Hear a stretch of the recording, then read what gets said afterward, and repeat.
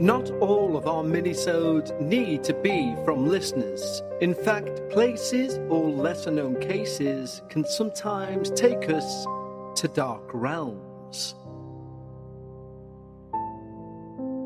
Hello everyone and welcome back to another installment of Dark Realms. Now on Dark Realms, we take a listen to our listeners and they suggest places around the world that we should take a further look at. And today, we're going to take a look at what is known as Lima, Peru's most terrifying house, La Casa Matisuta. And a huge thank you to our listener Roxanita for her suggesting this dark realm. Now, dark realms, as we tend to do them, are normally quite black and white. There is a haunted place, and we cover it. What's different with La Casa Matisuta is there is a lot of grey. There's a lot of fact versus legend, not necessarily lies. But it is also one of the most interesting places we've ever looked at. And don't forget, if you're listening to this on a podcast of the Dark Paranormal or you are watching this on YouTube, you can go and do it the other way. So if you're listening via podcast, go to youtube.com/The Dark Paranormal, or if you're watching this on YouTube, go to any podcast provider of your choice and search for The Dark Paranormal. And there you should find all of our shows. But right now, let's take a look into Lima's most terrifying house, La Casa Matisuta. La Casa Matisuta is built at the intersection of Avenida Garcilaso de la Vega and also Avenida España in Lima, Peru. Rebuilt in the 1890s and later purchased by the Andrade Fernandez family in the 1920s, it became associated with the name Matisuta in the mid-20th century when a Japanese-Peruvian family of a similar-sounding name moved into the building and ran a hardware shop from the ground store below. Although its early history is relatively uneventful, the house's sinister reputation exploded in the 20th century, particularly its second floor, which has been the subject of major renovation works and countless stories of spirits, evil phenomena, the sort of stuff we love on this show. There have been tales of screams, sudden temperature drops, apparitions, and even madness swirling around the building. Skeptics will report there are no official records of any grisly crimes or supernatural incidents about the building. And the building itself is based mainly, it would appear, around folklore. Although people who live around the house claim otherwise. But even that folklore has proven persistent and powerful. Here are some of the alleged most terrifying spirits at La Casa Matisuta, each rooted in dark, layered legends that may be true, but also have kept locals afraid for generations.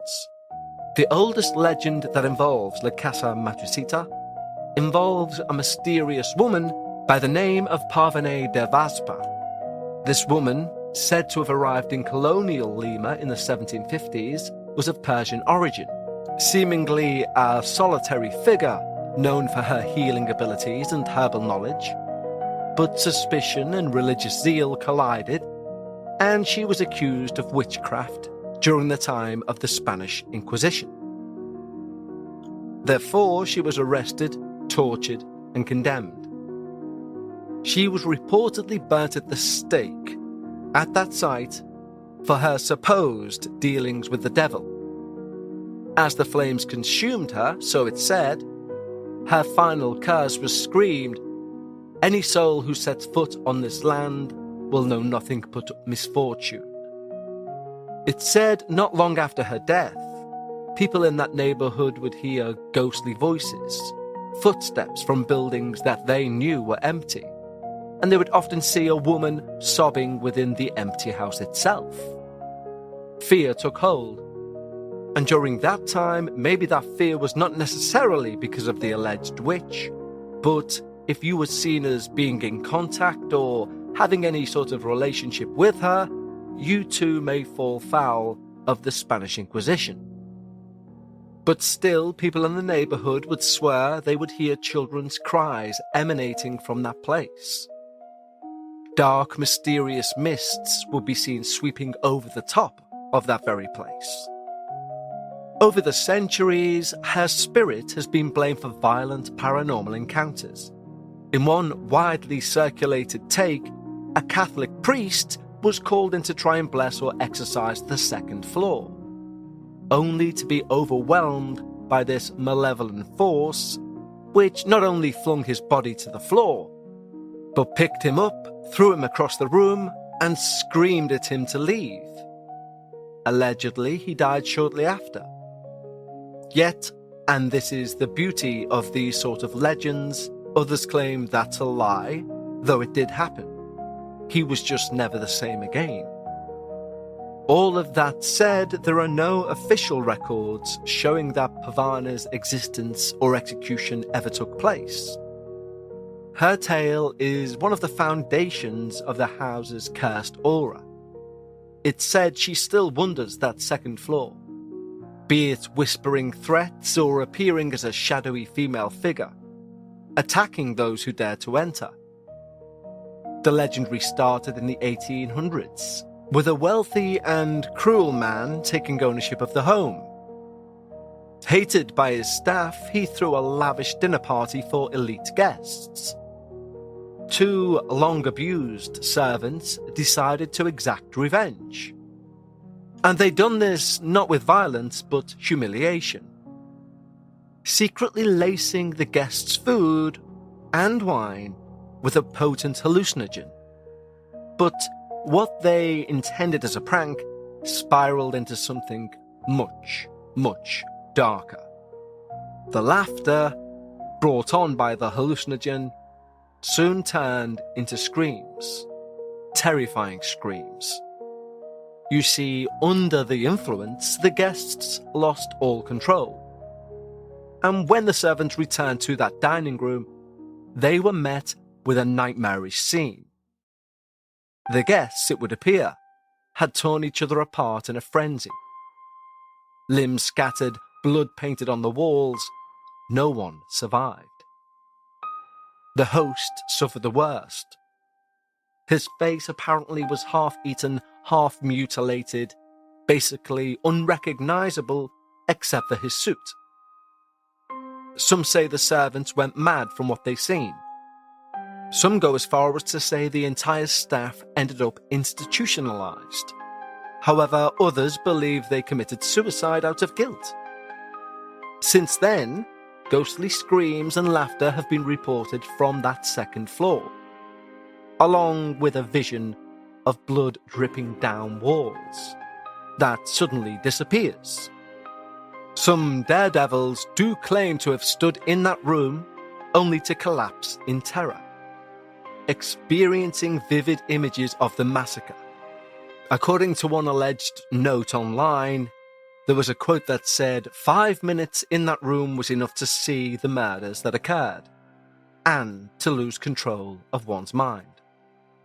Believers in the story say the psychic trauma left behind by that bloodbath created a time loop, swooping these dead and tormented souls through that room and through the house indeed, in a never-ending replay of their final moments. The atmosphere itself is said to be so charged that even non-believers will find themselves physically ill stepping into the building. Although historians do argue that there's no evidence a massacre ever occurred. Just like with the witch. But just like with the witch, this still remains a pivotal part of the whole story, and locals still refuse to cross in front of that street at night, choosing instead to cross the road.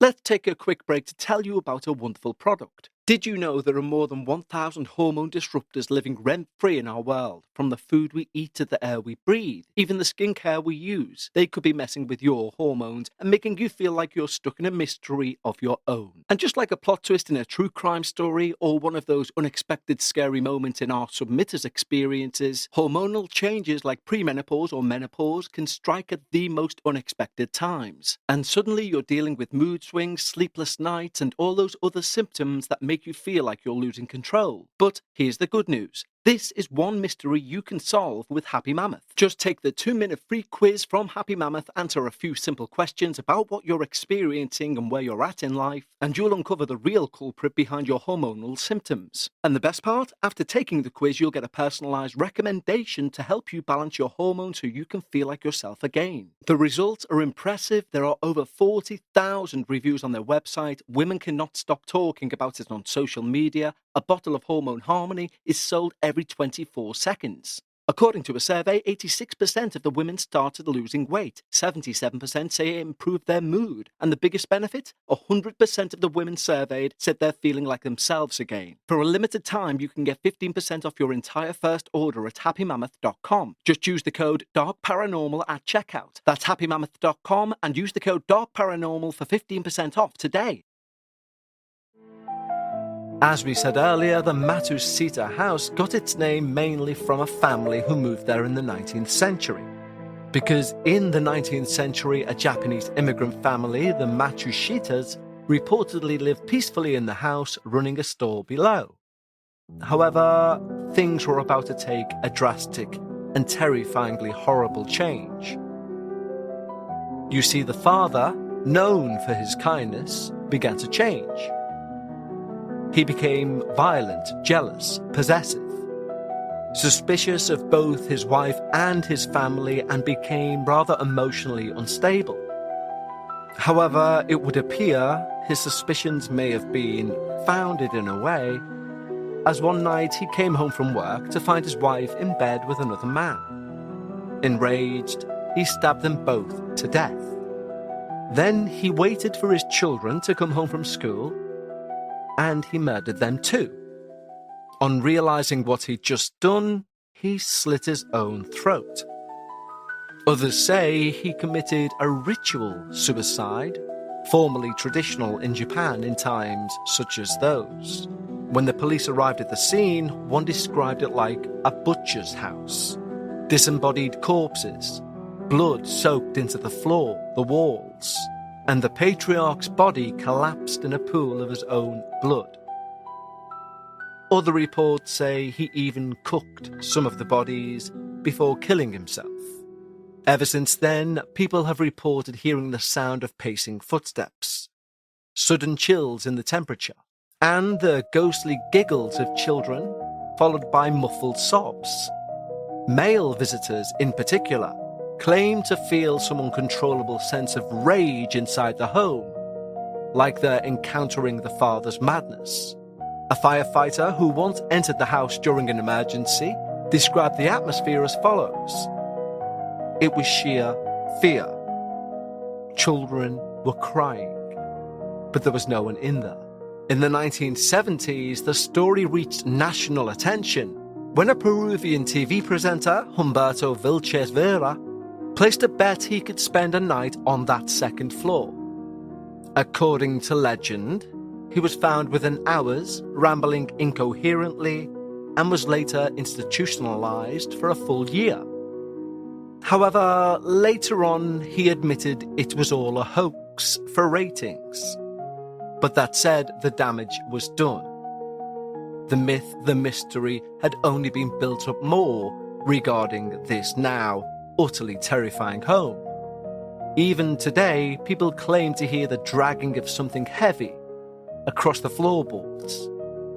Maybe, in their minds, the patriarch of the Matsushitas, dragging the bodies of his family around before thinking about what to do. But out of all of the Dark Realms episodes that we've done, you will note in this one there is a heavy use of words like alleged, purportedly, etc. And that's because even though these stories, and they may just be stories, are some of the most terrifying you will hear, one of the most compelling theories about the whole building suggests that the haunting might have been fabricated, but not by storytellers or spiritualists. Instead, by US intelligence. You see, in the mid-20th century, the US Embassy was across from that building. And during the Cold War, the embassy was a potential target for some serious espionage. So the CIA needed a way to make sure they could keep their embassy and secrets safe. And according to this theory, the CIA may have been responsible for spreading everything you've just heard about the haunting of this building, in order to keep people away and also make them hyper-vigilant about anyone entering or leaving the premises. You will note a lot of the stories feature the second floor, a floor which gives perfect vision to the US Embassy. Now, it seems a bit coincidental, the majority of these tales of do not enter, you'll be driven mad, you'll end up in an asylum, all seem to include the second floor. It seems like a no-brainer that the CIA would ideally want that second floor to remain unoccupied and unnoticed. Fill the place with legends of ghosts and insanities, and you not only have a place where people avoid crossing the street at night and not even walk in front of the building, but you also create a tourist venue. It's hard to be a Russian spy if the building you're spying from is being photographed 24/7. Interestingly, at one point, the building's later owners said the embassy asked them to board up the windows of the second floor. The family refused and even made a joke they may rent it out to Russians. Interestingly, there was a rise in stories of hauntings around that second floor area that passed through and spiked at that same period. Interestingly, the reporter's wife, the one who allegedly went insane, claimed that her husband had been approached to use the myth to spread the myth by the CIA. She's quoted as saying something was there, but it wasn't ghosts. It's easier to use a famous person to invent stories. It is a chilling theory, arguably more chilling than the stories themselves. It's not a new idea that a three-letter agency will use misdirection or suggestion or lies in order to get the surrounding community to believe what's taking place. But it's also a lesson to us all that suggests maybe not all hauntings are born from tragedy or evil, but from clever, strategic people. La Casa Matisuta may be the only haunted house in the world that was given its ghosts by a government agency. We gave the building's location at the beginning, but in truth, La Casa Matisuta lives at an intersection, but an intersection of myth, lies, possible betrayal, and possible tragedy, dependent on who or what you believe. Its bricks and beams have stood for over a century, but what resides within, witches, dead children, madness, is it truly haunted? Or is the fear we feel when looking at such a building actually up to something much more terrifying? The ease in which we can be coerced into any belief our governments wish us to have. So now when people look up at the second floor of this property, should they be scared of genuine malevolent spirits roaming the property or expertly planted legend? Either way, the house has earned its place as one of the most enduring mysteries in the paranormal world. And be sure to join me next time here on YouTube or on the podcatcher of your choice to venture once more into another dark realm. Don't forget, if you have a suggestion for a dark realm, email us at contact@thedarkparanormal.com. Interestingly, if you'd like a good jump-off point, I would strongly suggest taking a look at Peruvian witchcraft. It seems to have its own lineage and its own practices which are closely entwined with the Lesser Key of Solomon. But that's enough darkness for for one show. Thank you for joining me. I look forward to speaking to you all again next week, right here on Dark Realms. Until then, stay safe and take care.